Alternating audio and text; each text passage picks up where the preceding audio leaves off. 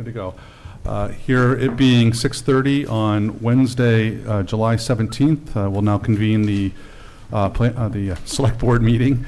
And I want to just thank Westborough TV for recording this and presenting it online.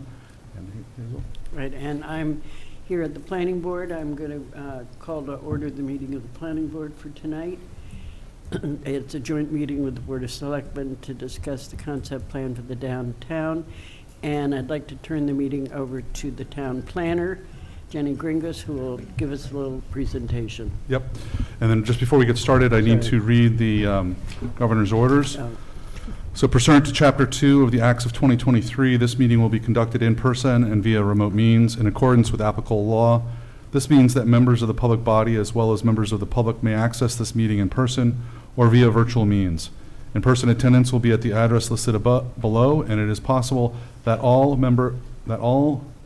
members of the public body may attend remotely. With in-person attendance consisting of members of the public, this meeting may be accessed again by the link provided. When required by law or allowed by the chair, persons wishing to provide public comment or otherwise participate in the meeting may do so by in-person attendance or by accessing the meeting remotely as noted. Additionally, the meeting will be broadcast live in real time via Verizon Channel 28 and Charter Channel 192 or via Westborough TV's online platforms at westboroughTV.org and youtube.com/WestboroughTV.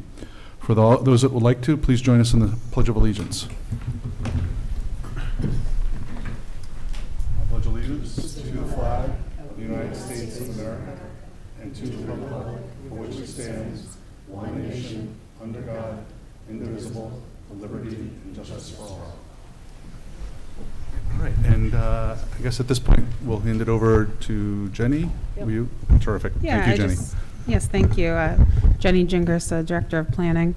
I just wanted to give a brief introduction of our consultant and just a recap of what we have done so far on the downtown plan project. So this was a result from a grant that we received through EOHLC, through the Housing Choice Program, and through that we were able to hire a consultant to work on this downtown plan, which first came out of the master plan. So essentially we asked RKG to create a plan that reimagines Westborough's downtown, specifically analyzing the existing zoning, traffic patterns, and the economic development strategies that we have in place, and then provide recommendations from that. Part of the effort that we did included a lot of community engagement.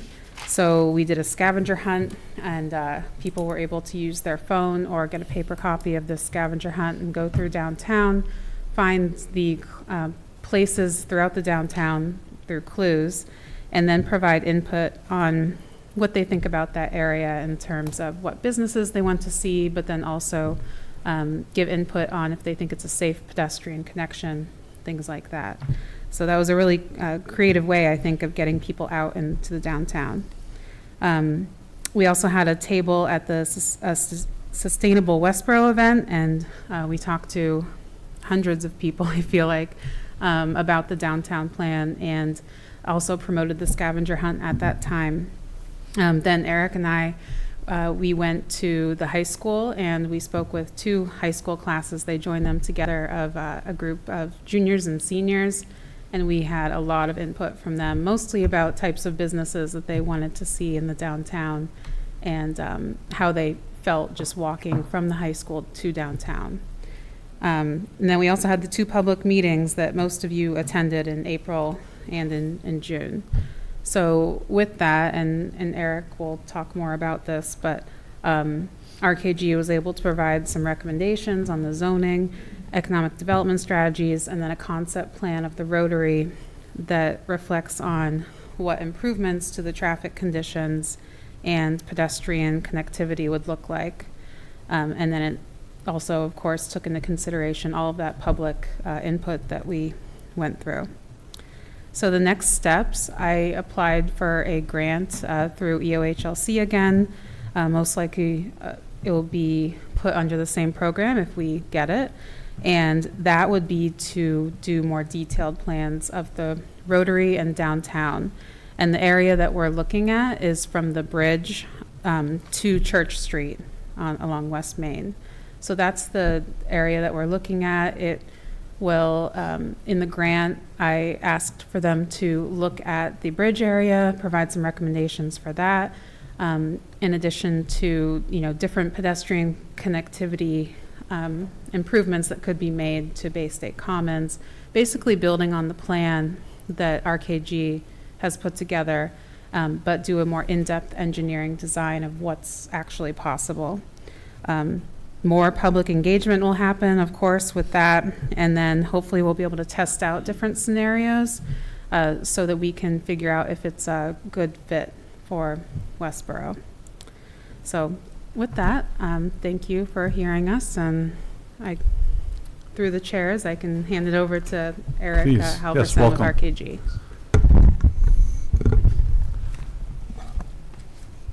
Just introduce yourself when you're ready. Sure. Hi, everyone. Hi, everyone. Eric Halverson. I'm a principal with RKG Associates and the lead consulting firm for the downtown. Can you hear me okay if I talk into this? I think so, yeah. And Westboro TV should have no problem picking Oh, it okay. up, so, yeah. Perfect. Can you see the presentation? Not yet. We see what you see Oh, up there.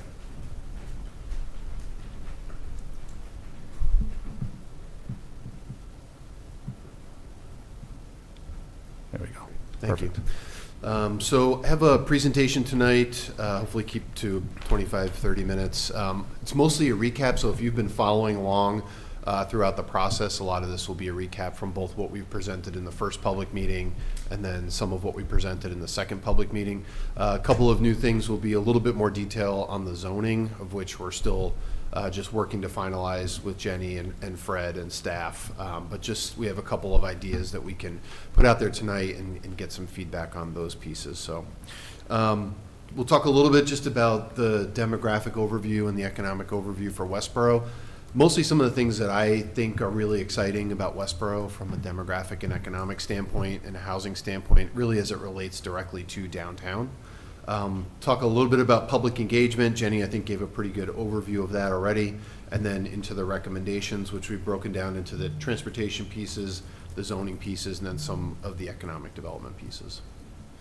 So just from a demographic standpoint, there's a lot to like as an outsider who doesn't live in Westborough but looks at cities and towns across the Commonwealth and across the country. There's a lot of things that we saw that demographically were good, especially if we're talking about the revitalization, redevelopment, re-tenanting of spaces and buildings and places in downtown.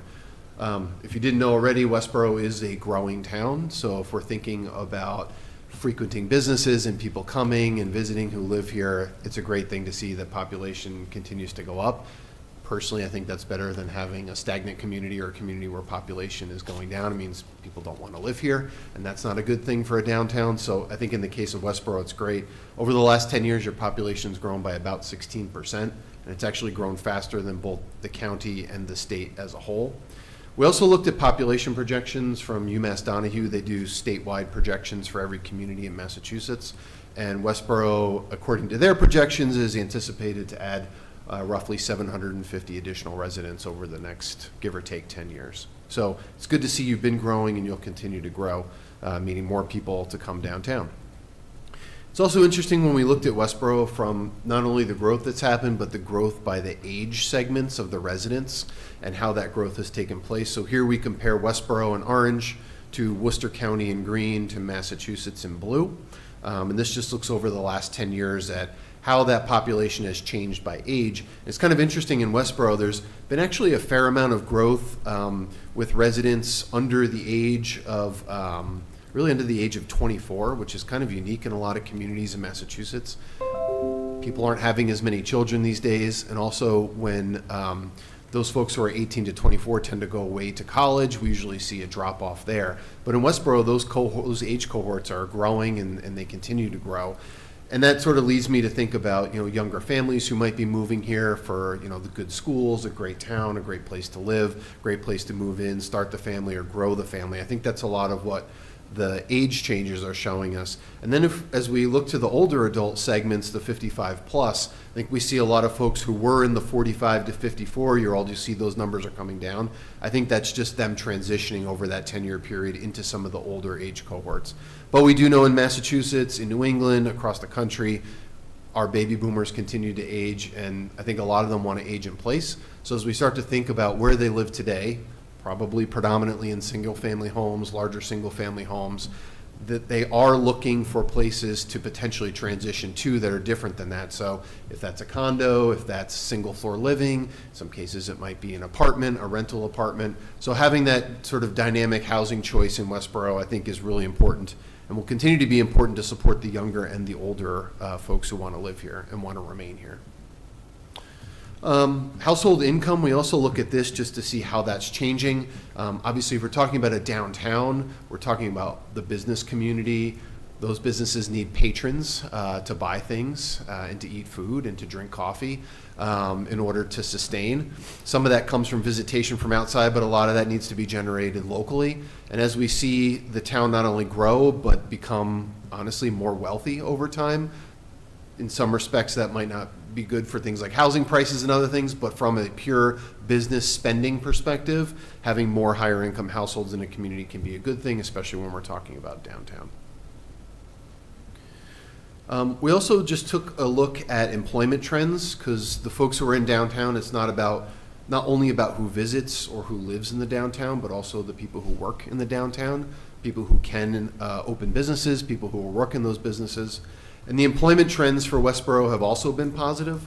The town has gained jobs over the last 10 years, even despite the pandemic, which obviously caused a blip for everybody, which you can see there in that 2020 to 2021 timeline. But coming out of that, employment continues to rise, and projected employment again over the next 10 years is also expected to rise in Westborough. The other interesting thing about Westborough is a lot of folks who live in Westborough end up commuting out to jobs, and a lot of the people who work in Westborough for companies that are located here commute in from other places. That's what the graph on the right is showing. There's about roughly almost 25,000 employees who work here, regardless of where they live, but they work here in Westborough. And only about 9,000 of those folks are both living and working in Westborough. So that creates a delta of almost 16,000 people who are coming into your community each day who don't live here. That's a captive, the way I look at it is like that's a captive audience that maybe you can tap into by reaching out to different larger businesses or larger employers in the community and saying, hey, we have this downtown. We have restaurants, we have coffee shops, we have events. We'd love it if your people could come and spend some time and, more importantly, spend their money here instead of going home and spending their money where they live, right? That would be great. So that's why we show that graphic. I think there's a great daytime captive audience.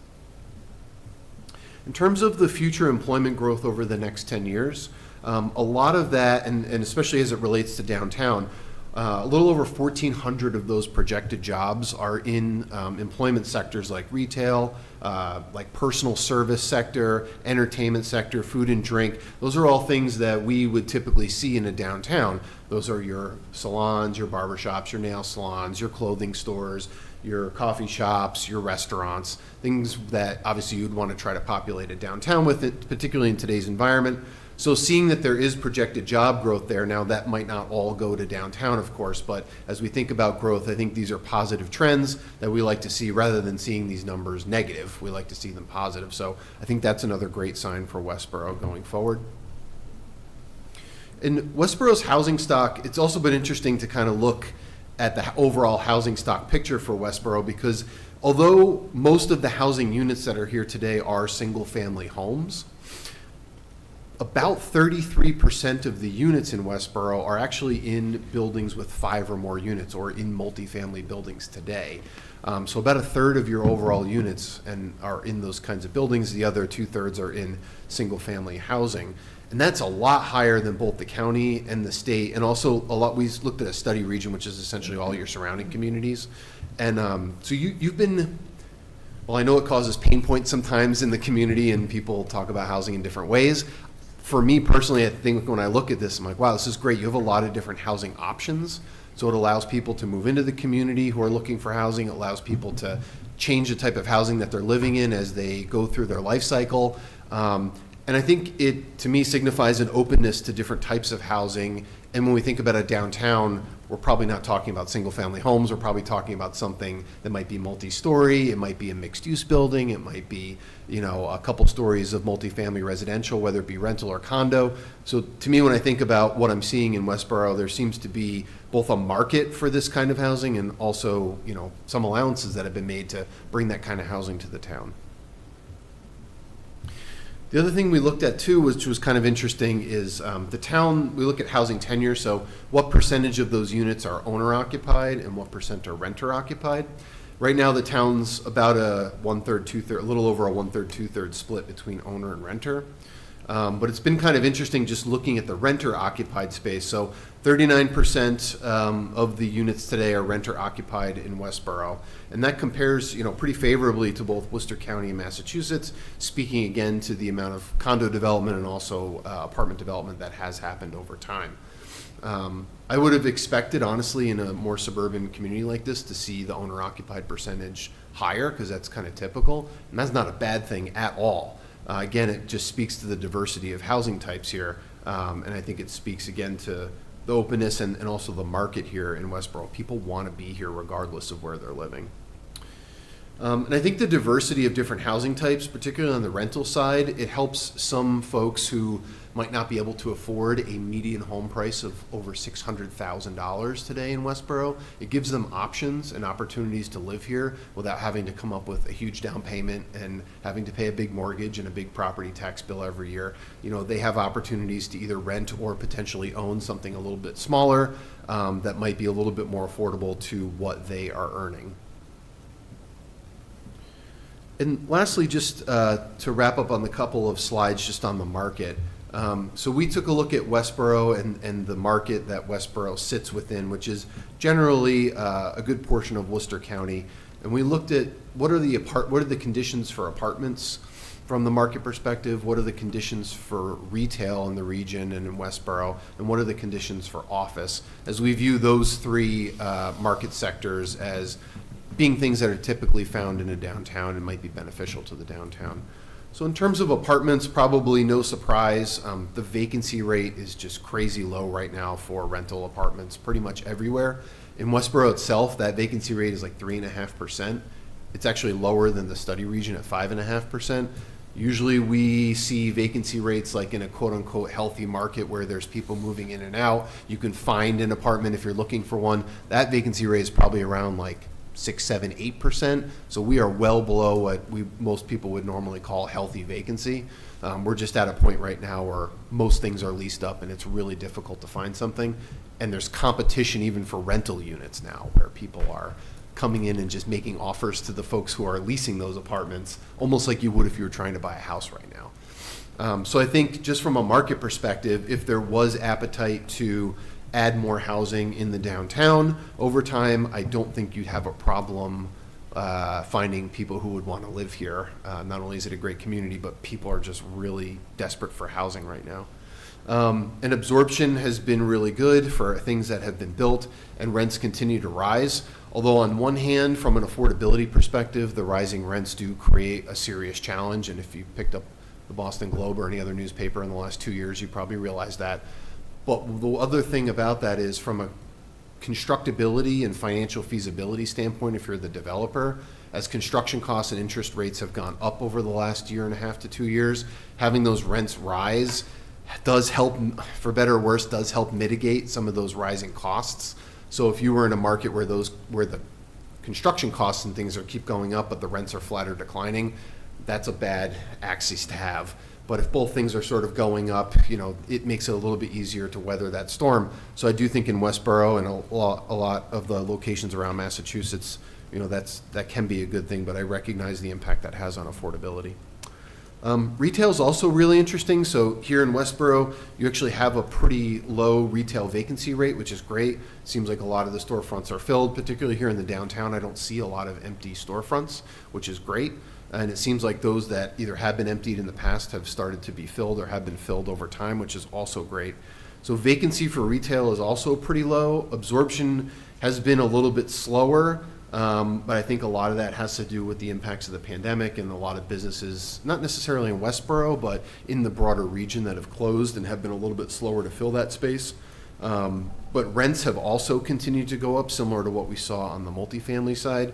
So that's good news if you're thinking about tax rates, because everything's done on an income-based approach. So as rents go up and tenants are paying more, that's good for the town. And it seems like there's not a lot of vacancy around here as well. Very quickly, as part of our market analysis for the downtown, we also wanted to take a look at what is the potential for new retail, restaurant, or what we call drinking establishments. So that could be a bar or a coffee shop, either with alcoholic beverages or without. What is the potential if we were able to capture some of the additional demand that's here, say within a 1 mile radius of the center point of downtown? What are the opportunities that are out there for new businesses to capture the spending that's happening already, where someone who lives in that 1 mile radius, they get in their car or they get on their bike and they go and spend that money somewhere outside of the downtown?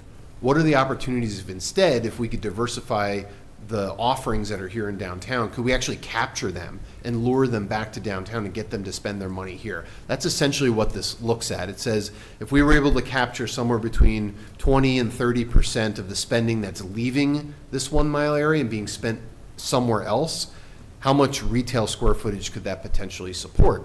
And what I did was we just highlighted in that kind of orangey brown color different retail categories that might be more appropriate than others for a downtown environment, such as like a very small specialty grocery store that might sell something very specific. Maybe a shoe store, jewelry store, clothing store, used clothing store, consignment shops, restaurants, drinking places. There's actually a ton of spending capacity within the 1 mile. That speaks to the higher income households that I talked about before. But a good percentage of that is leaving. It's being spent somewhere else. So, under these different retail categories and restaurant categories, if we're able to kind of diversify the types of offerings that are here, maybe make it easier for someone to start a business by reducing some of the barriers or maybe some of the costs, I think there's a lot of opportunity to come and support additional businesses if we're able to bring these folks back in. And then lastly, I won't dwell on this too much, but the office market is kind of in a tough spot right now. While we do not envision for the downtown a corporate headquarters or, 50,000 square feet of office space, I think we're talking more small professional offices, maybe a small, like a dentist or a doctor or a podiatrist or an attorney, an architect, something like in that size. Office has been challenging with return to work being a bit slower than I think folks had anticipated originally. Office market rents are kind of plateauing. Office vacancy is really high. Absorption has been negative, which is expected, which means there's a lot more space coming on the market than coming off the market. So I think in terms of office, it's good to allow in the zoning because I do think it's a great use for a downtown and it brings daytime population and employees to the downtown. I'm just not sure I would hang my hat on the office market. It might be good to kind of diversify the uses, as you've been doing, sort of continue down that trend. Okay, so that was kind of the overview just of what we learned, and I think personally why I think Westborough's downtown is really well positioned. For public engagement, Jenny had mentioned kind of the 3 big public engagement touch points that we had with the community. We started with the self-guided scavenger hunt that we kept open for a couple of months. Especially we started it in the colder months, I think in March-ish, so we wanted to give folks some time to warm up to the weather and let the weather warm up. We had about 50 people engage in the scavenger hunt and filled out the survey, and it was super helpful because they actually had to, or they were supposed to, go and physically walk the route that we gave them and actually identify the opportunities, the challenges, the things they liked, the things they didn't like, and actually see it with their own eyes and experience it really with their feet as a pedestrian. So it was really interesting to see how they experienced it and the things that they pointed out in their feedback. Then we had 2 public meetings. They were spaced about 2 months apart. The first meeting was really about what do you like, what would you change in downtown today, going through a whole series of different workshop tables that we had set up on different topics. And then we got into the real workshop meeting in public meeting 2, if any of you attended, where we laid out a map and we asked people to essentially build their ideal vision of downtown, including what they might do with the different options that we had presented for the Rotary. We got a ton of great feedback from that meeting as well, which helped us build sort of a consensus vision for downtown, which I'll show you in a moment. One thing I would say is I've worked in probably hundreds of municipalities at this point.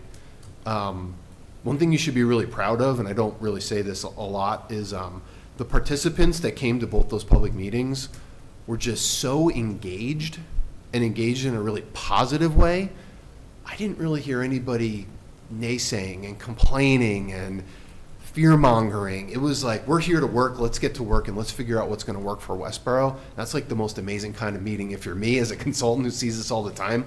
So I'll just say, like, it was a really great experience working here, and I truly mean that. It was awesome.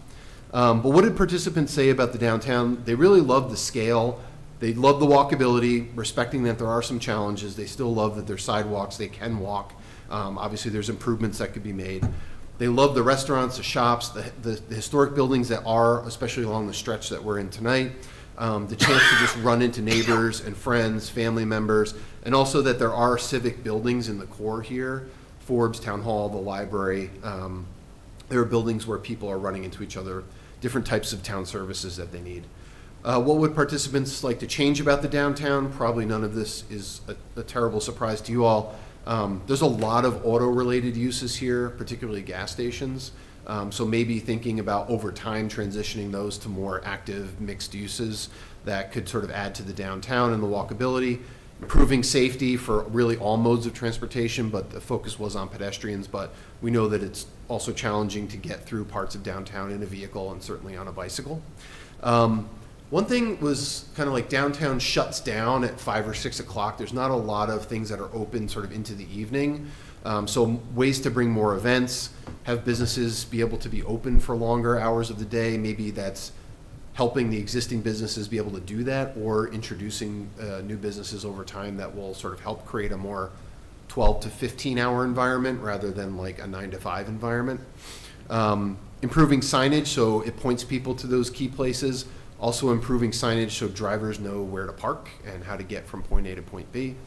And then thinking on the periphery where we have some properties that might be in a little bit more poor condition than others sort of in the core, how do you sort of revitalize those properties or incentivize those owners to do something different than they're doing today over time?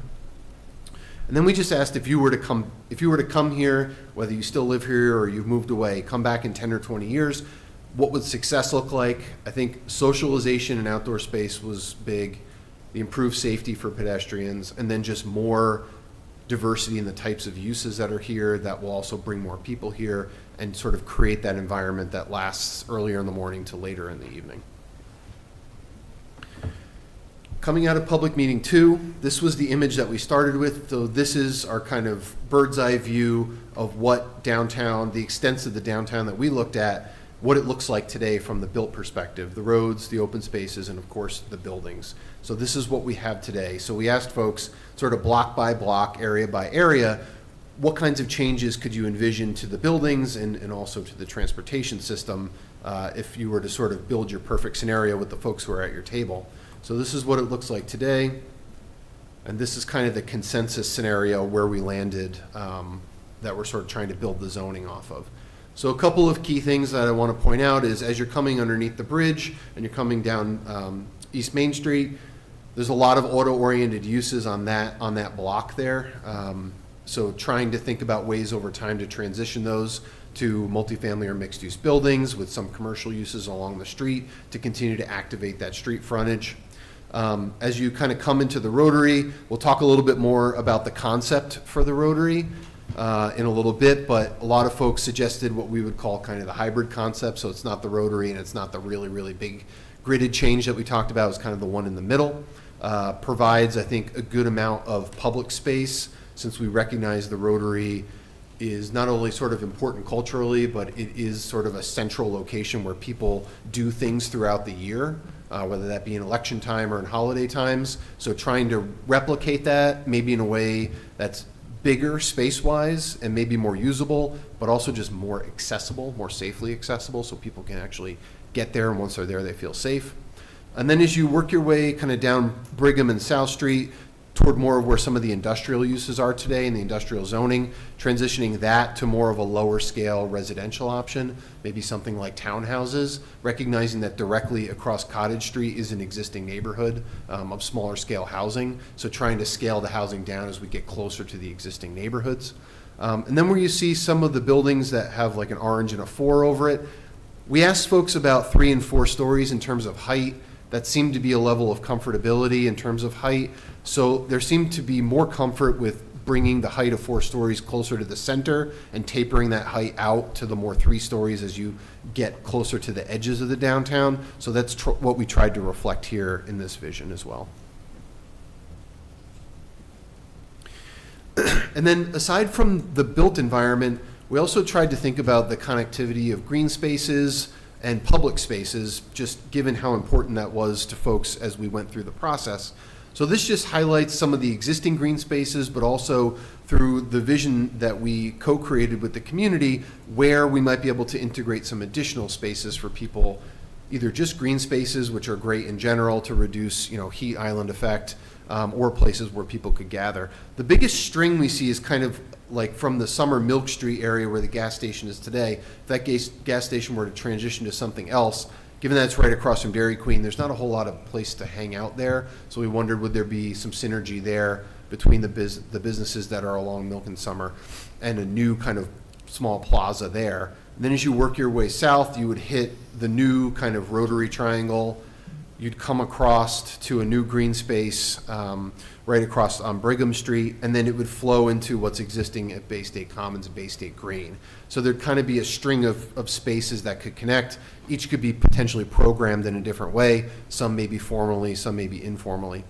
And then as just down on Cottage, there could potentially be some green space in between some of those townhomes or some of that residential down there. And then where we are tonight in Town Hall, we do have that really nice public plaza kind of between the church and the Town Hall today, but there's really, in my opinion, no reason to hang out there. There's not even seating, but that to me is like a great hardscape space where small events could take place. There could be like pocket concerts or outdoor seating or just something that could happen there to add some activity to that area. So although I have it colored green here, the intention would be to kind of keep it more of a formal hardscape space, but just activate it in a different way. Okay, so for the transportation recommendations, we had presented at the second public meeting 3 concepts. We went over this with staff beforehand. I think we had about 11 concepts that our subconsultant started with, and working with staff, we kind of whittled it down to these 3. One was turning the rotary into more of a traditional roundabout. The second one, which we ended up going with based on public feedback at the second meeting, is what we were calling the triangle concept. And then we had a much more aggressive concept called the grid, which would really essentially create a series of grids and new roadways, new spaces, new development opportunities. But as I'm sure you can imagine, the cost with each of these goes up exponentially as you go from a more simplified roundabout to something where you're talking about actually taking private property and having to pay those costs and all the infrastructure that comes along with it. So for a whole bunch of reasons, the triangle concept was the one that stood out, which is illustrated here on the right. Amazingly, all of the intersections today in the rotary are currently operating at what's called like a level E or F, which is basically failing, meaning the traffic and the queues and the amount of time it takes someone to get through an intersection or get through the rotary is such that it's a very long time. Our subconsultants looked at a lot of different ways to treat the intersections, both with signals and stop control, and they were able to model this scenario at about a level B or C, which is very, very, very good. It reduces much of the queues during the AM and the PM peak hours. So as you know, if you're looking down East Main Street in the PM, those queues can be substantial. The good thing about this is we largely keep the space where the green space in the center of the rotary is today. It just transforms into something different than what it looks like today. But the location and the size are very similar.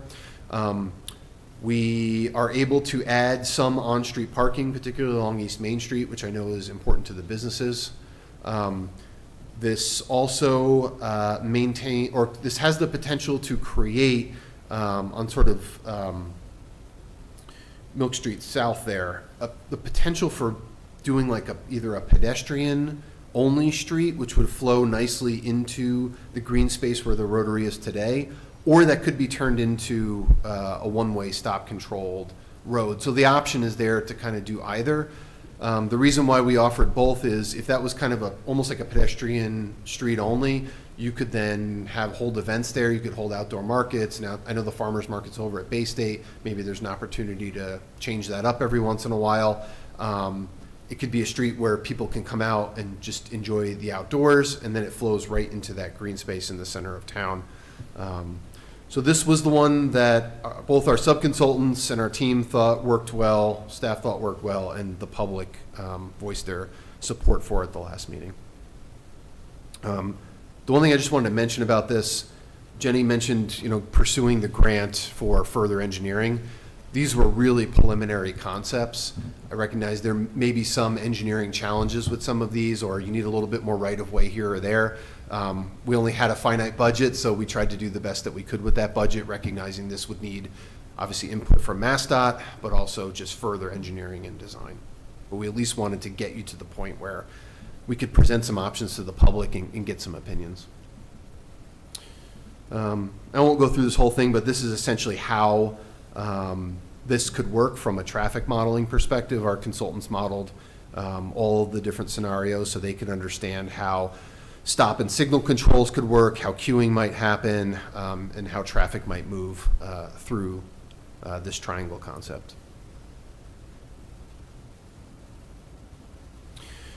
So from a mobility perspective, I think there's just a couple of high-level recommendations. Clearly, something should be done with the Rotary. We've sort of put forward what that could look like. Connecting gaps in the sidewalk network. There's a couple of spaces where there are gaps in the network. The sidewalks just stop, or they move from one side of the street to another. So over time, just clearing up those gaps. Providing additional marked roadway crossings on Church and School Street, mostly for pedestrians, so that they have safe and visible places to cross. Upgrading the roadway crossings on East Main and West Main, making sure that those are really safe and visible locations for folks to cross. There really aren't any bicycle facilities in the downtown today or bike parking. So in the plan that we're working on finishing this month, there will be specific recommendations for on-street bike facilities as well as locations for bike parking.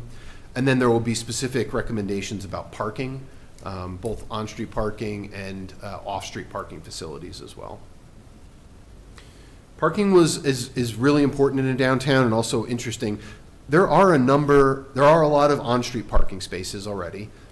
We could debate whether they're in the right location or not today, but they do exist. And there are also a number of municipal parking lots, albeit some of them are on the smaller side, but they do exist. One challenge I think that we found was there really is no signage at all about how you get to those lots, where they are. And then once you're in those lots, like, is it public parking? Is it private parking? How long can I park there? Where can I park? So I think in the interim, that might be something that the town might want to think about, is just making more signage and clearer signage so people, particularly visitors who don't know the downtown as well, know exactly where to go, where to find parking, because the last thing we want is for them to just be driving around, and getting frustrated, and then eventually leaving, or parking somewhere where they're not supposed to park, and that just makes more work for you guys. On the zoning front, it's a really interesting zoning situation in the downtown today, in that there are 3 base zoning districts which cover at least the study area that we've been looking at. So right now, from the base zoning perspective, there's the Business B district, the downtown business, which is kind of the orangey hatch. There's the M1, which is just town-owned property, which is fine. And then, interestingly, there's exclusive industrial. And that's just remnants of downtown and Westborough's industrial past. But it still exists. And because it exists as a base zone, legally, somebody could come in if they wanted to and construct industrial buildings and do industrial uses in the downtown. Based on the feedback I think we've received from the public, I don't think that would be viewed as positive. I think industrial development's great, it just might not be great in the downtown. It might not be the best location for it. But legally and technically, somebody could do that today. And then laying over top of all this, which is in the kind of dark blue highlight around the edges of the different blocks, is the DPOD, the Downtown Planning Overlay District. And that overlay district sits on top of everything and just gives a bunch of other options to property owners that I think are much more in line with the vision that we heard for downtown. You know, a mix of uses, mixing housing with retail and office and things like that. Things that are in the downtown today and that you would want to continue to encourage. But we have this, I think, potential conflict and challenge where there's underlying zoning, which from my perspective allows things that you may not find appropriate in the downtown, but then you also have this overlay. So there are also a lot of different uses in the downtown. There are commercial uses, there are industrial uses, there are residential uses, there are buildings that have a mix of uses. So when thinking about zoning, it's kind of like, how do we try to make this as clear as we possibly can and as straightforward as we can for either property owners who want to do something, or if developers are looking to come in and buy a building or a piece of property, what can they do? So as we work through the public process, we did ask in one of our meetings, what are some uses that might be missing in Westborough from a zoning perspective? So if you look under the commercial piece, a lot of folks talked about the addition of co-working space, office flexibility, creative workspaces for creative types and artist types, performance space or performance venue, obviously probably on a much smaller scale. The potential for the community center, maybe a small boutique hotel, maybe some kind of a food hall or a market. On the industrial side, it's kind of interesting. Some downtowns are transforming to having, I hate to call them industrial. They're really more like spaces where people can make stuff and then sell it. So maybe in the back, someone's making different types of paper goods. They're making cards and business cards and things. Technically an industrial use because they're cutting things and they're printing things, and then in the front they might have a really nice storefront that fronts along West Main Street, and that's where they're selling their goods. That's something we're seeing pop up more and more in zoning, so it's not industrial, it's more just allowing people to work and sell things in the same space in an environment where people are. The other thing would be like a bike repair workshop, for example. And then there are a lot of other uses just in general people talked about from open space, all of which I'm sure have heard if you've been following through the process. So our zoning consultant at Innes Associates came up with a couple of just key pieces for me to present tonight, and we're kind of hammering some of the details out with staff in the next week or so. I think there's kind of one big choice, which is what do we do about the underlying zoning and the overlay? So one option is potentially remove the IA and the IB, the two industrial districts, and maybe replace those with the business B, the downtown business district. So at least the underlying is consistent with the BB district. And then we either potentially retain the DPOD overlay, or maybe there's some modifications to make to the DPOD to make it work a little bit better. So I think that's one potential. You would still have the issue of like, do I operate under the base or do I operate under the overlay when I'm looking at things I could do? Sometimes some folks find that confusing. There's also different dimensional requirements between the two. So do you end up with kind of a mishmash of heights and setbacks and things like that, depending on who wants to operate under the BB and who wants to operate under the DPOD. We think potentially the cleaner way to do it would be option B, which would be to replace the existing BB in the industrial districts essentially with a modified DPOD as a brand new base district for the downtown. So we would get rid of the overlay, we'd get rid of the BB, get rid of the IA, get rid of the IB, and just replace it with what we would call a DD or like a downtown development district. The only con could be potentially making some of those existing uses non-conforming. So for example, if you have an industrial use in the IA or the IB today, we would probably zone that. From the use perspective, we'd zone that out because we wouldn't want that to keep happening. Of course, that's the reason we're getting rid of it. That's really the only thing, but it's fairly common. So I think from our perspective, we would recommend sort of just rezoning the downtown, creating a new base district, and letting that kind of govern the development and the vision for downtown over time. A couple of other things, modifying the use table. There are some things that are not in the use table today that we heard from the public would be desirable. There are also a lot of uses today that require a special permit. So we would recommend for the downtown in particular, maybe thinking about some additional flexibility for as-of-right uses, particularly on the commercial side, just trying to remove some additional barriers for commercial development and allowing that to happen as of right. I think it's important to consider special permits, but maybe considering them for larger developments, more disruptive, I say disruptive uses, maybe like more of the entertainment uses or something that might have a little bit longer timeline in terms of the day, in terms of the time that they're being used throughout the day, maybe things that might have a different parking requirement. So I do think special permit probably has a role here. It's just what's the balance between as-of-right uses and special permit. I think it'd be good to take a look at the dimensional standards. So are the setbacks where we want them, particularly the front setbacks for buildings that are going to front on some of our primary streets, and also side yard setbacks. How far can those buildings go to the edge? Height, I think, is an interesting one. Obviously, we always have a maximum height in our zoning, 3, 4, 5 stories, whatever it might be. But is there any room to maybe consider a minimum height? If we're talking about a downtown, do we want 1-story buildings?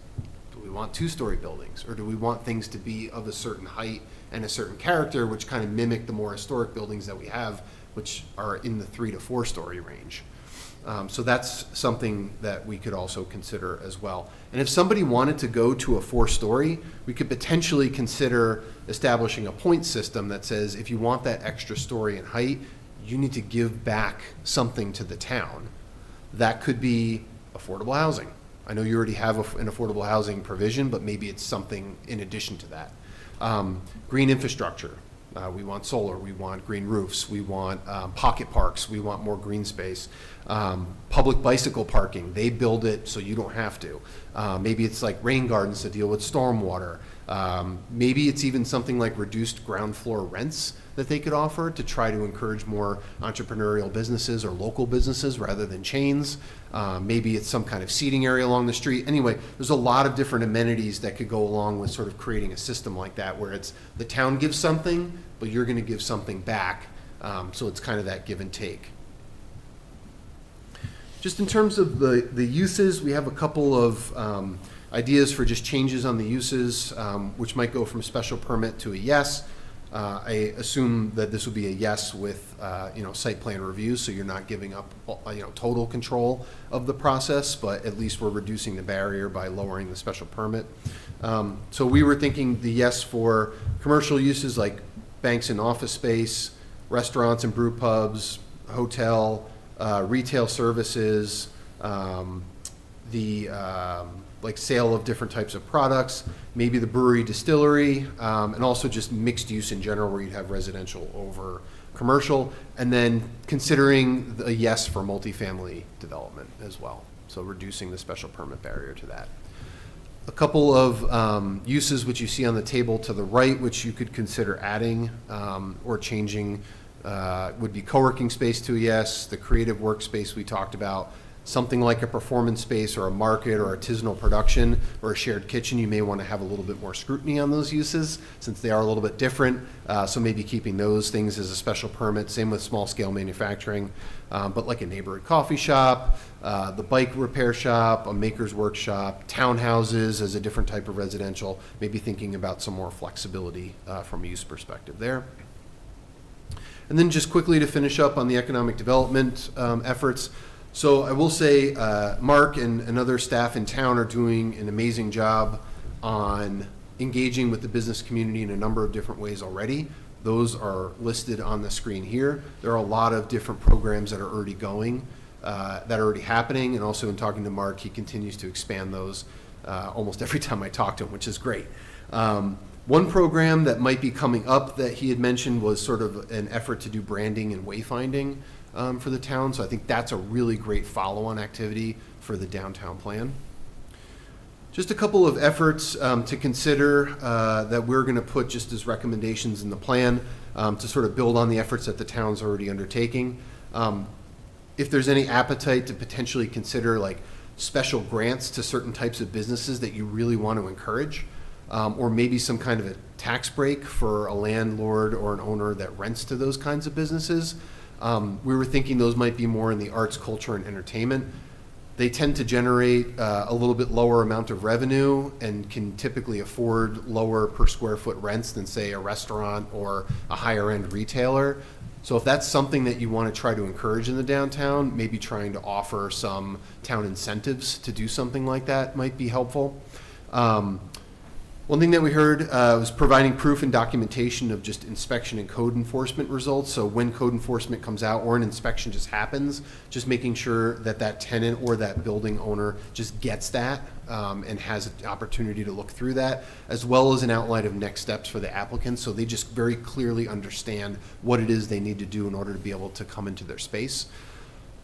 One thing with brand new business owners who have never tried to start a business before is it's really challenging to know all the ins and outs of every code that they have to know, not only building code and health code, but just all the other signage requirements and zoning and everything else they need to know. So just being very clear about what do they need to know, what do they need to do, and when do they need to do it would be really great. And I know the town is already doing a lot of that.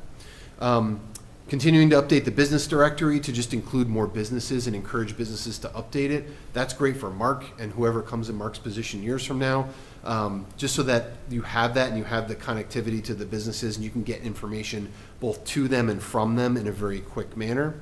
Continuing to program events at Bay State Green. It kind of is the space right now in downtown. So making sure that it is, that it continues to feel welcoming, that it continues to be open to everybody, and that it just has a good diversity of events there in addition to the stuff that's already happening. So could do more outdoor music, movies, fitness classes, maybe a food truck festival, all the things that actually a lot of other communities are kind of engaging in these days. And then just quickly, thinking about the alleyways that you have, maybe there's ways to activate them in interesting ways, lighting, outdoor art, wall murals, maybe movable tables and chairs. Also tying together the public spaces and the privately owned public spaces with wayfinding signage so people know how to get from place to place. It sounds like the town's going to start working on those things. And then just marketing of events and spaces, maybe a dedicated website specifically for downtown, advertising what's here, the businesses that are here, special events that are going on. We've even seen some communities move to something like an app for a downtown, where someone who doesn't know anything about the downtown and might want to visit could go look at the app and they could find out everything that's going on, where to go, where to park, when to come, different things like that. Something some communities have done, and I recognize it's a much higher barrier to breach, but the business improvement district, it's something I think like downtown Hudson has, for example, that's always held up as an example in the Metro West region, is kind of having a revitalized, reinvigorated downtown. That does require a pretty high percentage of the property owners to essentially sign on to that because they'll be assessed a separate fee that goes into the business improvement district. It's essentially like a special taxing district in some ways. Then that money feeds directly back into the business improvement district. They can hire staff, they can hire cleaning crew, they can do landscaping, they can bring streetscaping, they can do all sorts of different things with that money.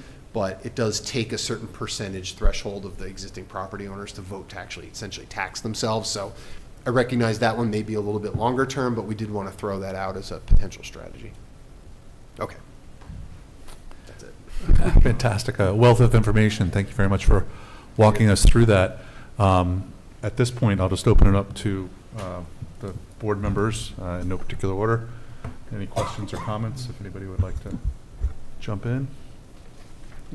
I have a few questions. In the triangle strategy, there's I don't want to say a replacement for the Rotary, but a modification for the downtown. If current Milk Street South were to become a pedestrian or non-traffic zone, how do you provide access to the church and apartment parking lot? Yeah, that's there. I know, that was a question that. Do you create a driveway? Potentially, yeah. Okay. That does provide one of those unfortunate challenges of how the property owners that face onto that street would then access parking. That's why we kind of left it as optional. So maybe through the next phase of exploratory design, you try to flesh that out a little bit more. It works well either way from a traffic perspective, so we wanted to just give the town the option to think about one way or the other. Okay, and then my second question, you talked a little bit about signage and wayfinding for parking lots, but not much about street parking and signage. And so for example, and this was something I thought that came out in the CMRPC study, is that the lack of signage related to street parking, people don't know where they can park and for how long. And so are you looking at things, like I look at Church Street, which is a cut-through road, so a lot of people transit it to bypass the rotary. And there's parking allowed on one side, not the other, but the double yellow line's down the physical center of the street. So if you actually use the legal parking spots, it looks like you're blocking traffic. So will you be looking at things like, even putting up 2-hour parking limit signs as a way of saying, you can park here, right? Yeah. But also things like restriping roads so that it's visually clear that there's space for people to park and drive. Yep. So great question. Our traffic engineers from FHI looked at the parking study that was done extensively, and from their perspective, they felt it was a very good and a very thorough parking study that had been done with a lot of good recommendations. So I think their idea was to try to build upon that. So I do think they are going to have some recommendations for both on and off street parking, build upon that. Your point about the sort of lack of signage and sort of lack of clarity, particularly if this is your first or maybe your third time visiting, is a really good one. What we have found in the past is, especially in downtown environments and commercial heavy environments, the lack of not only signage, but also enforcement can create a situation where people park for a lot longer than either they're legally supposed to based on the sign, or should if there is no signage. We often find that those folks who park the longest are the people who work here or own businesses here. They complain, I'm not saying this is true of Westborough, but in other places that I've worked, they often complain that there is no parking, and then when we do a parking study, I ask them where they park, and they're like, oh, right there in front of my store. I was like, well, you're not really helping the situation. So I think some of it is the signage, some of it is the clarity in the signage, but a lot of it probably will end up coming down to enforcement. I think that's true if you ever want to consider something like metering strategies, whether that be individual meters or the group meter boxes that they have, just anything you can do on the enforcement side. It's not always welcomed by everybody by getting parking tickets, but I do think it helps a tremendous amount in making sure that there's turnover, and there's turnover when that turnover is supposed to happen so that people can actually find parking spaces. Thank you. Questions? Go ahead, John. Was there any consideration, and thank you, this was a great presentation, great workshops. I was able to go to one of them. Just want to say thank you for doing all the work and for your team. Was there any consideration made for public transit networks between Worcester, Metro West Regional Transit Authority, getting to the T from downtown, looping onto 9 around Arrive and Target, and providing kind of a loop that can then bring people into downtown and have people downtown go elsewhere in Westborough, but then come back to downtown? Was there any consideration in terms of that in the future? I'll have to double check, but I don't think we really focus too much on that. But happy to think a little bit more about how that might work. Is Westborough served today by WRTA? Technically. Yeah. Okay. Yeah, I can answer that a little bit. That's a good question. So WRTA is currently doing a planning study of the region to see how a fixed transit system would work in Westborough, in addition to a couple of the other neighboring towns. So that is hopefully going to be incorporated into this next step of planning. Thanks.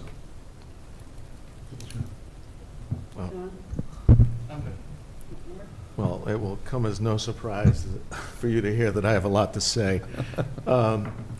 I'll try to, again, I love a lot of these concepts. One of my questions was, as I listened to your presentation about, well, we may create some non-conforming uses if we, make the D-pod our base zoning. And forgive me, I don't know a lot about it, but was form-based zoning considered in the sense that we want the streetscape to look a certain way, and it's less important about, the demand will determine what goes into those buildings? Sure. But the buildings will look, like West Main. Yep. Good question. I don't think that's something not that we didn't consider it, because I do think we talked about it. I just don't. It's quite a bit of work to sort of fit a form-based solution into like classic Euclidean zoning, like what we have in most of our communities. It can 100% be done, and actually our subconsultant, Emily Innes, is doing it in a number of different cities and towns right now, where they have a specific segment of their and specific area of their community where they want to move to more of a form-based, tends to be in a downtown environment. So I do think if it's of interest to the town, it could be something worth considering, especially as you think about what you're going to do from recodification of the downtown zoning. I think it's worth it. There are also kind of hybrid codes that you could think about that are sort of form-based and sort of Euclidean and traditional, where you're focusing more on the dimensional requirements, so you can slot those more easily into your existing dimensional tables and things like that. But then you can do something like maybe some design guidelines or design standards, which I know we have here with the design review already. So maybe there's a way to kind of bridge those two, so it's not like a full form-based code, but it's maybe more of a hybrid. But I do think it's a good point. It's definitely possible. Again, as I look at that triangle concept, I have some, reservations about it. I've expressed those to you. I'm concerned that the heavy trucks that go through town are not going to be able to make the turns that are involved. I was concerned about the pedestrian, how are those abutters going to access their parking lots? And I don't know that the state is going to allow us to make Route 135 go, essentially do a jog on Route 135. I feel like we have two major routes. They form an X. We need to encourage traffic through that X. And the other roads like Brigham are more secondary roads. I think one of the biggest problems we have downtown are too many curb cuts. And in that sense, I would prefer the pedestrian mall to be on Union Street.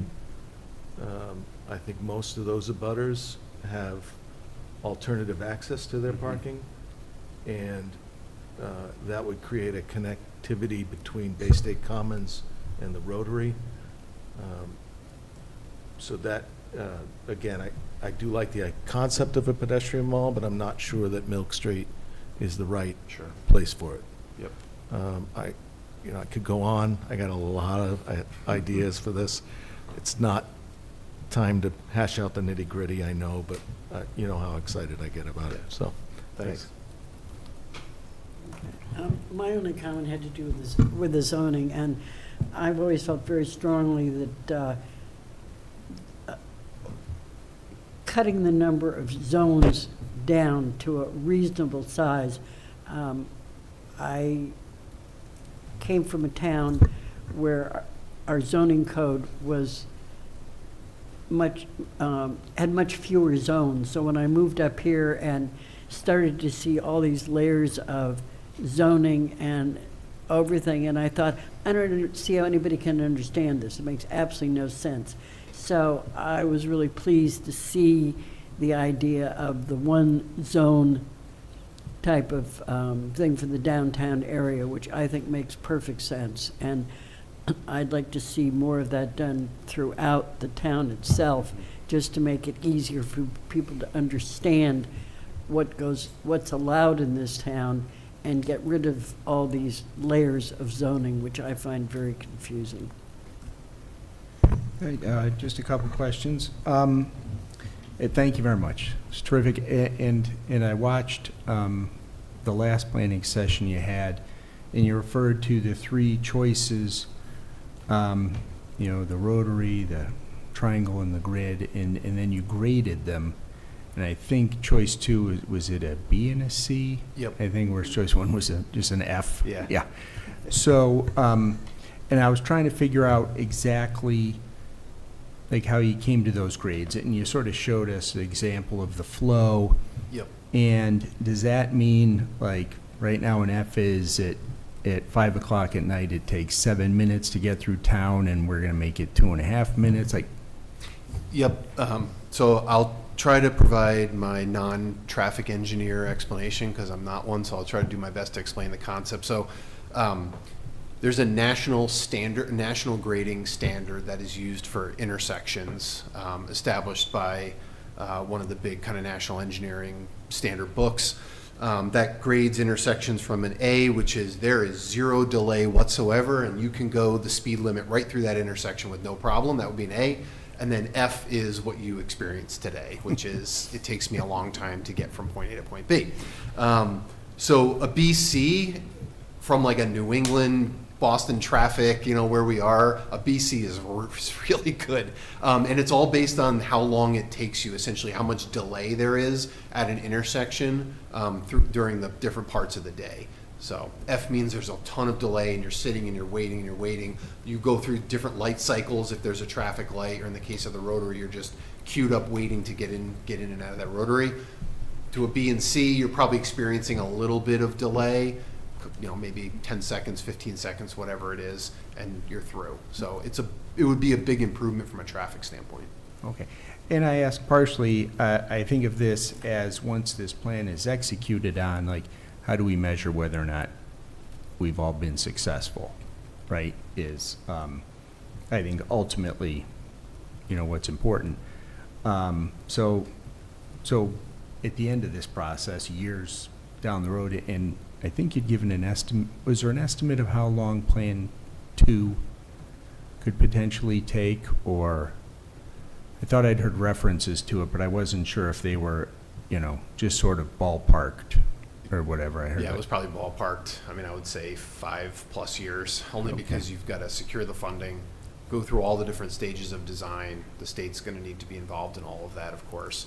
Then you got to build it, get the money to build it. So I'm assuming it'd be 5+ years. Got it. And it may have even been somebody at the planning session who, mentioned it off hand, what they thought it was, so, okay.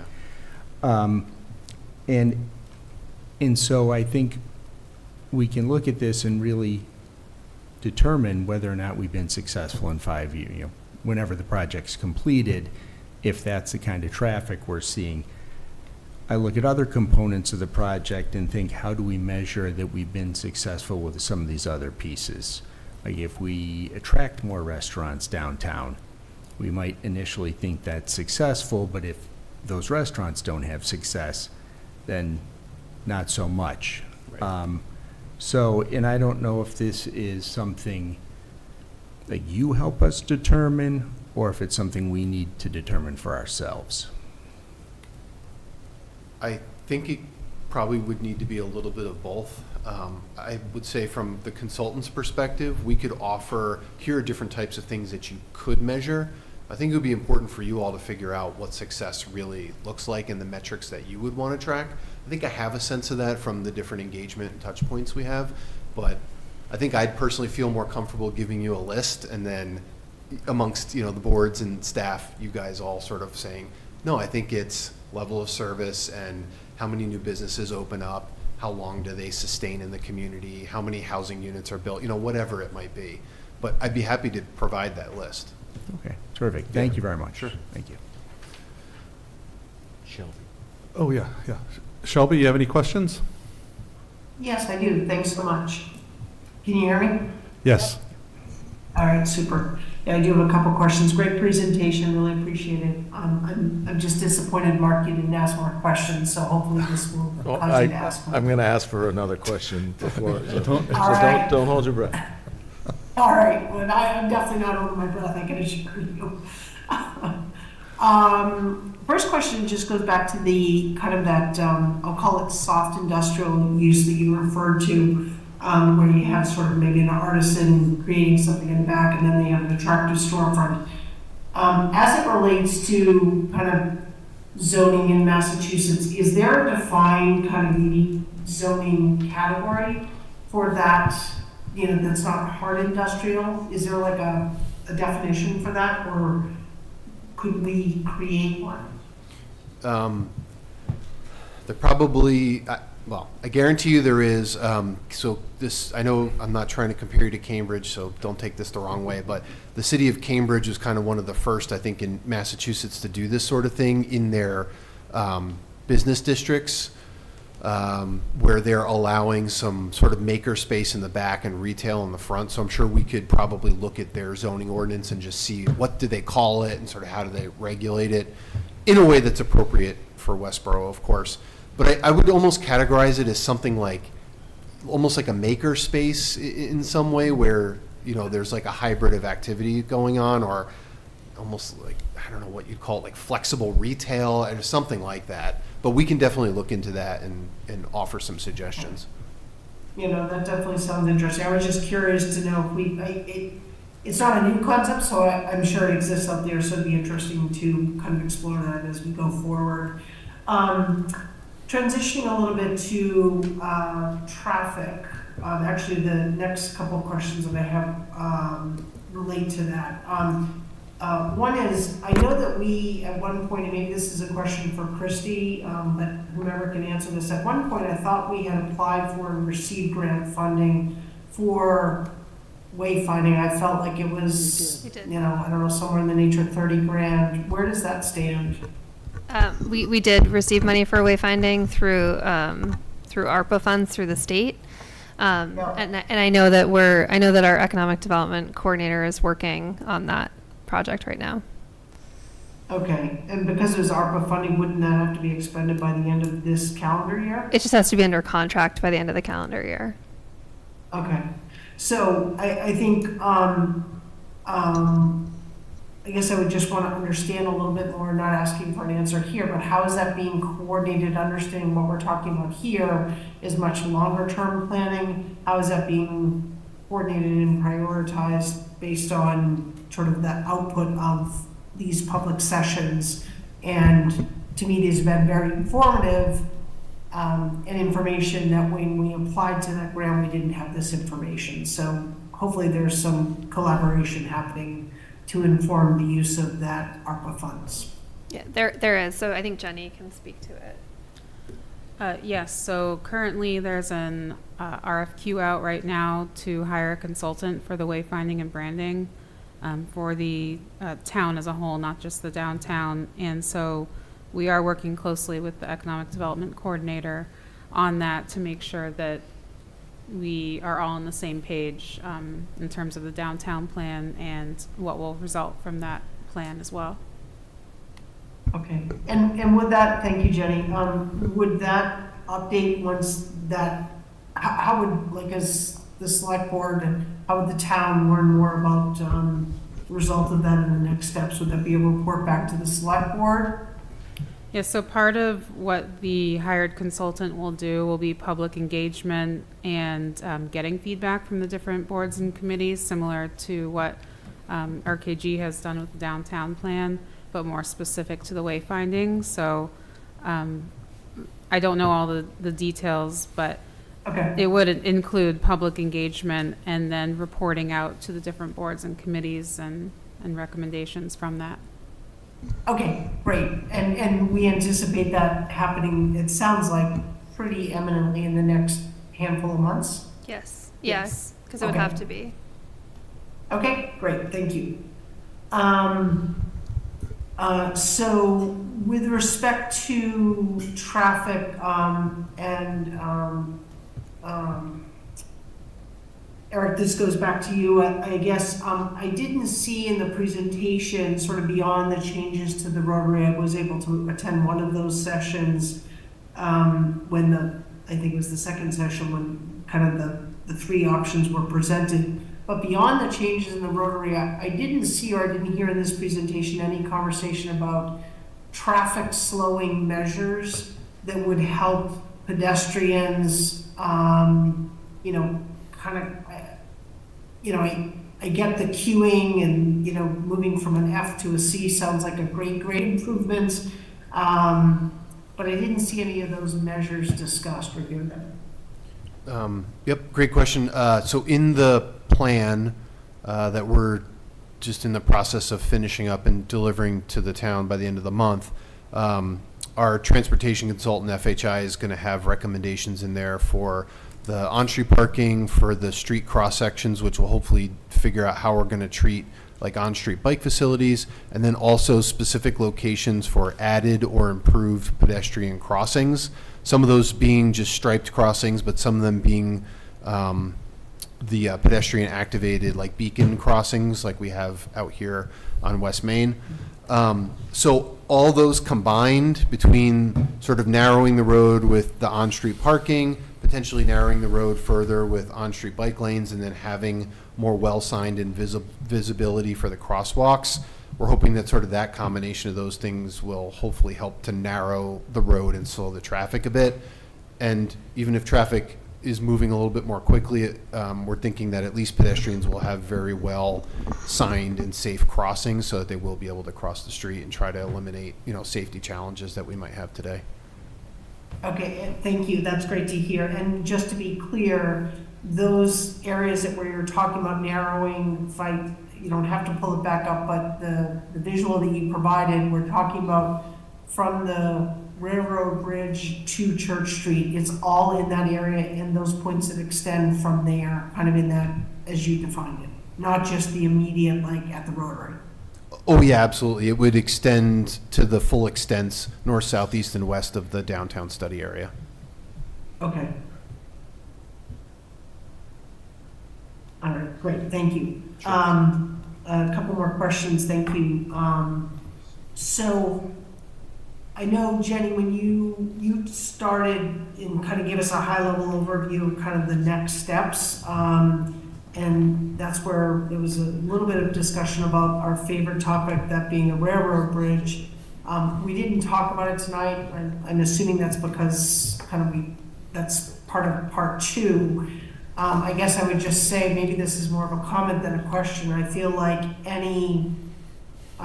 maybe it's stating the obvious, any solution we have going forward to improve traffic has to address the railroad bridge. Is that sort of is that an understood, like, non-starter by, I guess I'll say, Eric, by your team, maybe the planning board? I'm just interested because to me, we could do all this work and fix the rotary, and if we don't address the issue with the railroad bridge, you know, it may be all for naught. Do you want me to answer that, Eric? Or- Yeah, I don't know if my Okay. answer will be satisfactory. Sure. So in talking to the traffic engineer, FHI, they did look at potentially recommending alternate routing for trucks or ways, you know, to maybe raise the bridge, things like that. But it was purely conceptual. I think we first needed to understand how we need to reorient the rotary before we can think about precise solutions. But that will definitely be part of the next phase of this, is taking a deeper dive into that area and figuring out a solution for it. Yeah. Okay. Yeah, and certainly understand this is a first pass, and but I do think that, you know, it's sort of like you can't fix one part of the chain and not think about the implication down the road, literally, to a place that is a pain point for businesses and residents, as well as those who, you know, want to get to the downtown to enjoy it. That sort of brings me to my last question, and this certainly goes beyond the immediate downtown, but it has a huge impact on the downtown traffic, and that is consideration as we go forward for the traffic, the truck traffic, heavy truck traffic that comes from and goes to the transfer station that goes through the downtown. And while I understand kind of a potential solution, well, I guess I'm just wondering if that is being discussed at all as part of this, kind of improvements that we would make, because we have a beautiful downtown and we have a lot of transfer station trucks going through it at the speed in which they go through it. And with all that comes along with those trucks, it's not really a place I want to sit outside and enjoy, an heated beverage. Just so we are continuing to work on a solution with that. I know Mark Silverberg and I have been in contact with Senator Moore's office to try to get that conversation started again. Yeah. And I know, Christy, we've talked about this. Mark, you and I have had an offline conversation. I just want to sort of be publicly on the record here by acknowledging that I think that also has to be part of, again, this whole conversation about how we bring people into town, and understanding that also means heavy trucks and in particular those from the transfer station. So I just wanted to make that point. And I think that's all, unless Mark says something that makes me want to ask another question. Thanks. I think Shelby's done. I just had one more thing. Sure, go ahead, Mark. Well, I have a lot more things, but the one thing I really wanted to bring up again, as we talk about increasing or changing uses downtown, as we talk about potential residential uses or higher, taller buildings, I mean, the elephant in the room is the sewer, right? I mean, how are we going to provide sewer for all of these? I hope we have enough. We have a finite amount of sewer. Once we figure out what our goal is downtown, I think as a group, whether it be the select board or DPW or whoever, it might have to go to town meeting, we have to allocate enough sewer for downtown, because none of those lots are going to be able to support a private sewage solution. I don't know how to solve that problem, and I hope someone else can figure it out, because it's way above my pay grade. I just have one comment. Sure. The only thing is, I'm thinking about all the various things you've raised, Eric, and I think in a study like this, I think it's also important to look at those things which can be accomplished kind of at a first grade. I mean, things that look like actually this is something we can do, and this can be done fairly quickly. Then secondly, there are a group of things that are controlled in a different way. These are things like sewer, it's like the railroad bridge. Those are things that are kind of in your second phase. And then there's a third phase that, are kind of your wish list. We'd really like to see these things all happen. But I think it is important when we do studies in this town that we do come up with items at the beginning which are things we can accomplish. Because this is the way you gain the people in the community behind the various studies and things we do. So that to me is very important, to come up with these first things which, things that we actually can accomplish without getting sidetracked into things like, and I know that, the Harvey transfer thing is going to take some time, and the railroad bridge are two major stumbling blocks that we have. There's no question about it. But kind of that's my overall feeling about it. Yeah, so I didn't mention, I should have, the plan at the end will have basically like an implementation matrix where we're going to try to do exactly that. So here are all the different things that that we think you should do to create the vision that folks are looking for. Here's like in what order of priority or how long we think these things will take. It might be a short, medium, long, whatever it is. And then we'll usually try to assign like responsibility. So, You know, it might be the planning department, it might be DPW, it might be something for the select board to take a look at, or the planning board. And then we'll try to assign just like a dollar cost, just like $1 sign, $2, just to get a sense of, you know, order of magnitude cost, so that we're going to put that in the plan as well. Okay, all right. That's very important, I think. Thank you. Well, Eric, I just want to say thank you very much for the presentation and all the work that your team has done.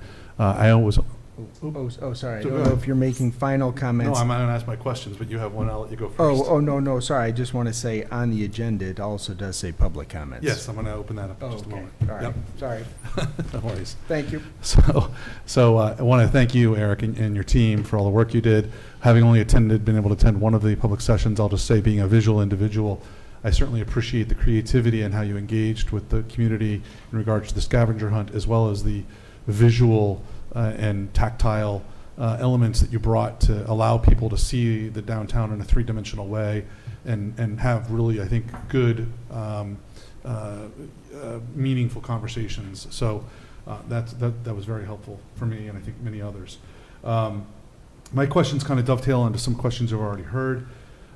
In regards to the scoring, the level F again, is there any safety component of that? As far as, or is it just simply a metric of how fast you get from point A to B in an intersection? So I think it's, and again, hopefully I'm not speaking out of my lane here, but I think it's actually less about the travel speed, so whether you're doing 5 miles an hour or 50 miles an hour, and more about measuring the intersection and how many vehicles are making their way through that intersection, Sure. and how long do they have to sort of wait. Now, some of that is about speed, because if you're at a level F, your speed is probably a mile an hour. But if you're at a level B and you're in the downtown, maybe that means 25 miles an hour or 20 miles an hour, you know, or something, whatever the speed limit. People do have to follow, they should follow the speed Right. limit to the best of, you know, what we can expect from folks. But that's really what it's about. It's really measuring that intersection and like, what's the capacity of that intersection, how many cars can get through, and how long does it take you to get through In a that? safe way, I would assume. Yeah, obeying So- the speed limit and, Right, yeah, right, doing it in okay. a safe way, yeah. And then, you know, certainly, again, the interactive graphic of showing the cars going through the intersection is very helpful, but one of the things I wasn't clear on coming out of the session 2 was, is that model, or the modeling that's been done so far, based on today's volume of traffic, or is it based on, as you showed, we anticipate a significant growth in Westborough in the next 10 years? Not only that, if we were to do these potential improvements to the downtown area traffic-wise, inevitably we're going to invite more traffic because the intersection is going to be more efficient, so people are going to drive through Westborough more. Has that been considered as far, or I guess in the next step, I would look to have those traffic models increase to show the increase in population, but also the likeliness of increased traffic just from the nature of the intersection being changed. Yep. That's just one comment on that. And then we've talked about the railroad bridge. My concern is, you know that traffic inevitably dissipates over time. You go on Route 495 and you get into a traffic jam, and eventually that traffic, no accident, it just dissipates, right? And I anticipate that same thing as I don't know, there's probably some term for that effect, but will also likely happen here. And I'm concerned that the dissipation area of increased traffic and volume based on residents as well as just pure volume is going to expand out, even perhaps beyond the railroad line, but certainly up onto Fisher Street and Church Street, Milk Street intersection, which is a difficult intersection to get through. I would suggest that we broaden out that study a little bit more to understand the impacts to those other intersections where people are coming through on a regular basis, because I think that we might be solving the problem in the immediate area perhaps, but causing more stress in other areas. And to your point, Hazel, we can't fix everything at one time, but we need to understand that impact so that we have kind of a future thinking on, we know that that's happening, we're going to take that as the next step. Yep. So just some thoughts there. And then one recommendation on the name for your new district or zone would just be small industrial. We have small business zoning, I think. I'm not a zoning expert, but something along that line. And then I just wanted to ask, you mentioned delivering the plan at the end of the month. In the meantime, is it possible, or do you intend to make available your presentation to the boards as well as the community, or is that something that will just be incorporated into the plan? Oh, sure, yeah, I'm happy. It's obviously public. We just shared it, so yeah, I have no problem. I can send this version to Jenny tomorrow morning. That'd be great. Yeah, I think there's a lot of information in there. Excellent presentation, but I think there's more that we can absorb as boards and as a community to, again, have a more efficient conversation as we look at this in the future. Great. So again, thank you. And at this point, I will open it up. I see a number of residents from the community who may want to ask questions or make some comments. Is there any? Sure, come on up, Mr. Allen.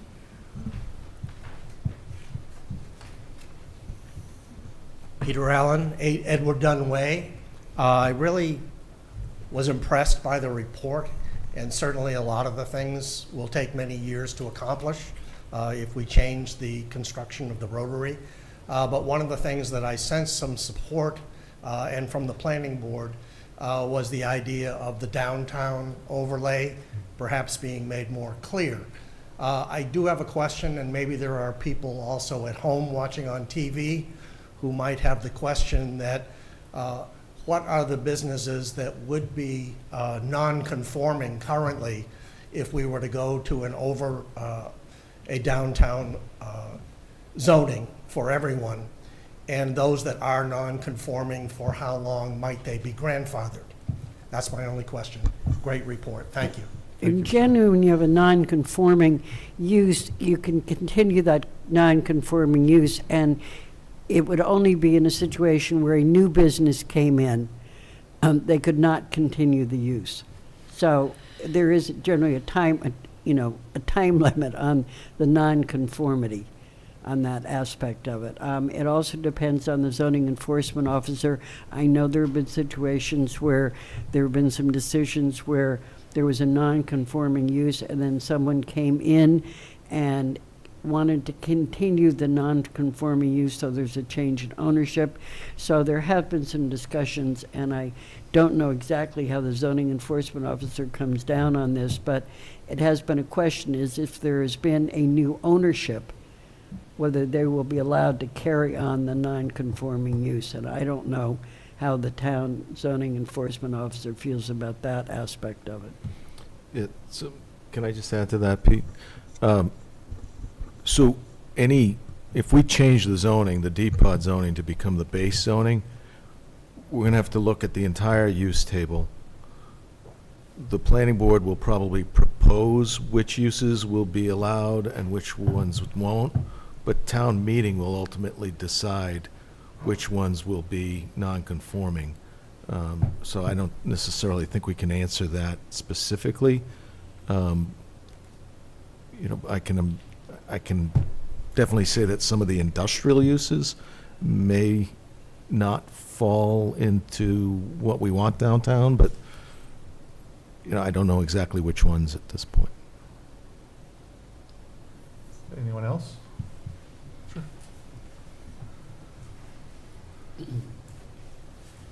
Don Byrne, 58 Flanders Road. I wanted to thank the consultants for particularly incorporating bicycle capabilities in there, because it's something just like cars, you can't get through town without going through the Rotary right now for most things. And on that, a couple thoughts that I just asked to be considered. I don't necessarily think that they're. One would be is that a number of towns are adopting bicycle parking as part of the zoning, and the downtown district might be one that it should be at least looked at. There's some excellent examples in places like Arlington and other things, but it's something that we might want to consider.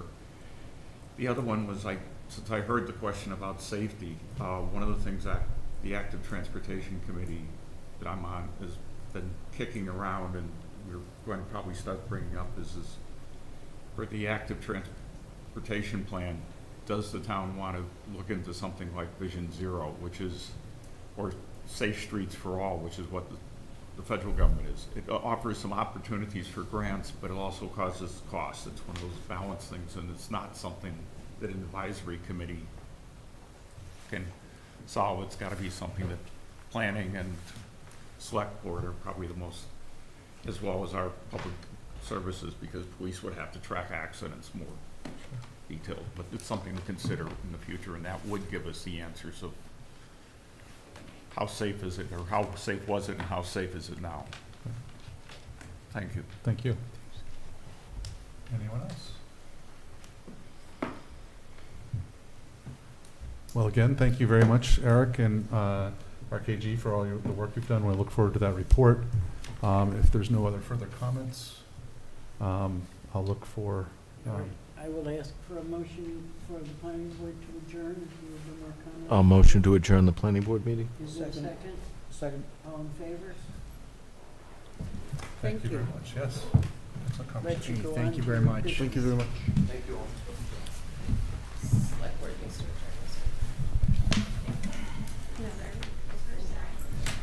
It's not how we publish it. That we convene, Oh, there's, we adjourn the you're just going to joint adjourn meeting, the joint and then meeting. you're opening new one.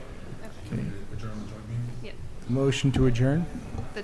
The joint Be meeting. The joint specific, meeting? yeah. Second. All those in favor? Roll call vote? That's right, roll call. Shelby? Marshall, yes? Edinburgh, yes? Keo, yes. And Welch, yes. Thank you, everyone. You should immediately. And now, Motion to convene? now we'll convene the regular or the irregular select board meeting for further business. Can we get Shelby back on the screen?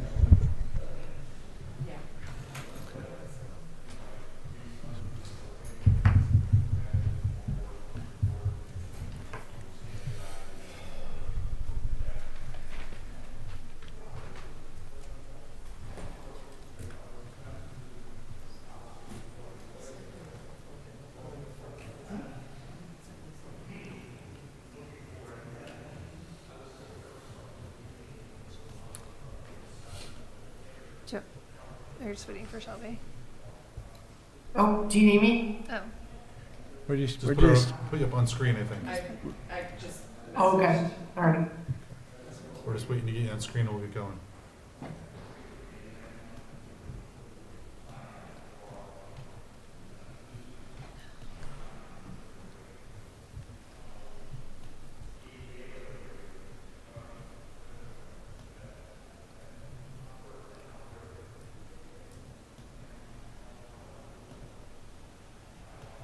I can see We you also- and I can hear you guys. we can.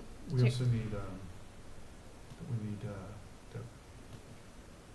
No, she already said Okay. But there was a notary piece of this. that. I'm a notary.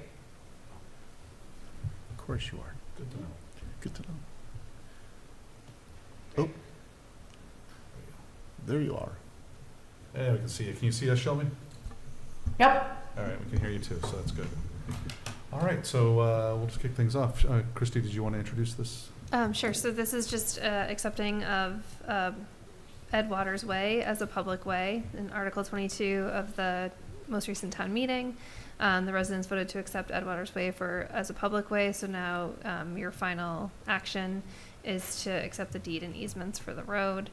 And you have a motion in your packet. And then this does need to be filed at the registry this week. So it will be picked up. So you'll sign the Mylar as well, and then they'll be picked up tomorrow to be filed at the registry. Any questions or discussion before the motion? Seeing Do none. you need me to come in and sign for this, or we have enough there? I think a majority of the board is fine, yeah. Okay. Thank you. Okay. Will someone make the motion? Sure. I move pursuant to the vote taken under Article 22 of the March 23rd, 2024 town meeting to accept the deed to Ed Waters Way for public way purposes and easements related thereto, and to execute and to authorize town manager to execute on behalf of the select board any and all acceptances and other documents related hereto. Second? Any further discussion? Seeing none, roll call vote. Shelby? Marshall, yes. Edinburgh, yes? Keo, yes. And Welch, yes. Thank you very much. So with that said, we need to enter into executive session. I'll take my turn. You're gonna do it? Okay. All of them? Christie? What's that? I'm All for sorry. executive session? It's just the readings. Yes, all of them. I move under Mass General Law, Chapter 30A, Section 21A3, to discuss strategy with respect to litigation regarding Ferris Development Group LLC versus the Town of Westborough, Lax Media LLC, and Lax Media MA LLC, Worcester Superior Court, CA number 2285CV01281, if the chair declares that an open meeting may have a detrimental effect on the town's litigating position. Under Mass General Law, Chapter 30A, Section 21A3, to discuss strategy with respect to litigation regarding Town of Westborough versus Westborough SPE LLC, Boston Suffolk County Land Court Case number 19 TL000768, if the chair declares that an open meeting may have a detrimental effect on the town's litigating position. Under Mass General Law, Chapter 30A, Section 21A3, to discuss strategy with respect to litigation regarding Westborough SPE LLC versus Town of Westborough et al., U.S. District Court, Case number 4:23 CV12017-MRG, if the chair declares that an open meeting may have a detrimental effect on the town's litigating position. Under Mass General Law, Chapter 30A, Section 21A3, to discuss strategy with respect to litigation regarding Westborough SPE LLC, U.S. Bankruptcy Court Case number 23-40709, if the chair declares that an open meeting may have a detrimental effect on the town's litigating position. Under Mass General Law, Chapter 30A, Section 21A6, to consider the purchase, exchange, lease, or value of real property at 231 Turnpike Road, if the chair declares that an open meeting may have a detrimental effect on the board's negotiating position. And I declare that an open session would have a detrimental effect on the board's litigating, negotiating, and bargaining positions, and the board will not be reconvening in open session at the conclusion of the executive session. Can I get a second on the motion? Second. And a roll call vote. Shelby? Shelby? Marshall, yes, sorry, I was on mute. Marshall, yes. Edinburgh, yes? Keough, yes. And Welch, yes. Thank you again to Westborough TV, and everyone have a great night.